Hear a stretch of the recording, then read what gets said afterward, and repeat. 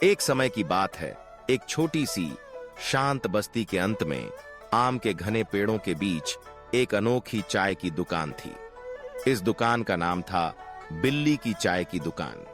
लेकिन यह साधारण चाय की दुकान नहीं थी। इसका मालिक कोई और नहीं बल्कि एक बुद्धिमान सफेद रंग की बिल्ली थी जिसका नाम था मिश्री। मिश्री के बारे में गांव वालों का कहना था कि उसकी आंखों में जादू है, उसकी मुस्कान में अपनापन है और उसकी बनाई चाय पीते ही सारी थकान दूर हो जाती है।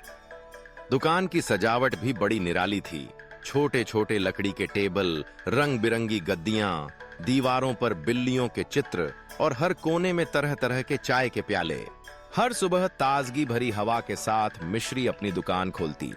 वह धीमे धीमे गुनगुनाती, पानी गर्म करती और खास जड़ी बूटियों से चाय तैयार करती। उसकी सबसे खास चाय थी खुशबू वाली चाय।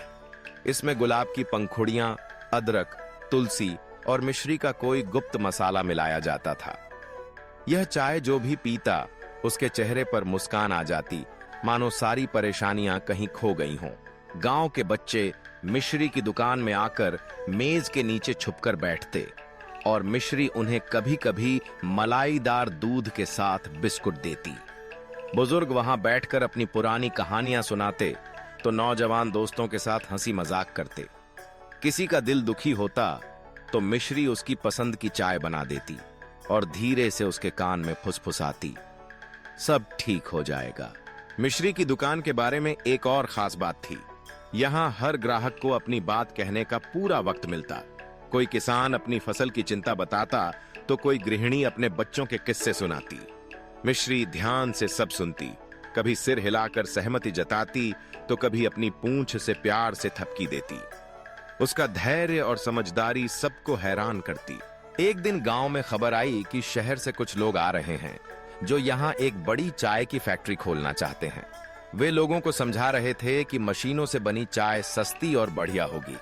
गांव वाले उलझन में पड़ गए क्योंकि मिश्री की दुकान उनका दिल थी, लेकिन फैक्ट्री में सस्ती चाय का लालच भी उन्हें परेशान कर रहा था। उस शाम मिश्री ने अपनी दुकान में सबको बुलाया। उसने सबके लिए अपनी खुशबू वाली चाय बनाई और धीरे धीरे सबको समझाया, चाय केवल स्वाद नहीं देती, वह अपनापन, सुकून और मुस्कान भी देती है। हमारी दुकान में जो प्यार और अपनापन मिलता है वह किसी फैक्ट्री की मशीन में नहीं मिल सकता। मिश्री की बातों ने सबका दिल छू लिया। अगले ही दिन गांव वालों ने मिलकर फैक्ट्री मालिकों को मना कर दिया और कहा, हमें मिश्री की दुकान चाहिए, उसकी चाय चाहिए, उसकी बातें चाहिए। समय बीतता गया, मिश्री की दुकान गांव की शान बन गई। दूर दूर से लोग वहां चाय पीने आते, कहानियां सुनते और मिश्री के जादुई स्पर्श से सुकून पाते। बच्चों ने उसकी दुकान के बाहर एक तख्ती टांग दी, यहां चाय के साथ दिल भी मिलता है। बिल्ली की चाय की दुकान सिर्फ एक दुकान नहीं थी, वह गांव के लोगों के सपनों, हंसी और उम्मीदों का प्यारा सा घर बन गई थी।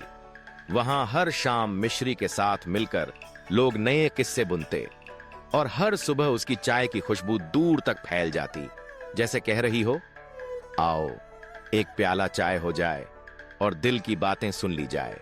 और इस तरह बिल्ली की चाय की दुकान, मिश्री की मुस्कान और उसकी खास चाय की महक गांव के हर दिल में हमेशा के लिए बस गई। मैं तो चला, अब तुम सब्सक्राइब करो, नहीं तो तुम्हारा मोबाइल हैंग हो जाएगा टाइम पे। सब्सक्राइब कर लो, नहीं तो रात को तुम्हारे सपनों में मैं आकर डांस करूंगा। लाइक करो, सब्सक्राइब करो, शेयर करो और मस्त रहो भाइयों। Bye bye.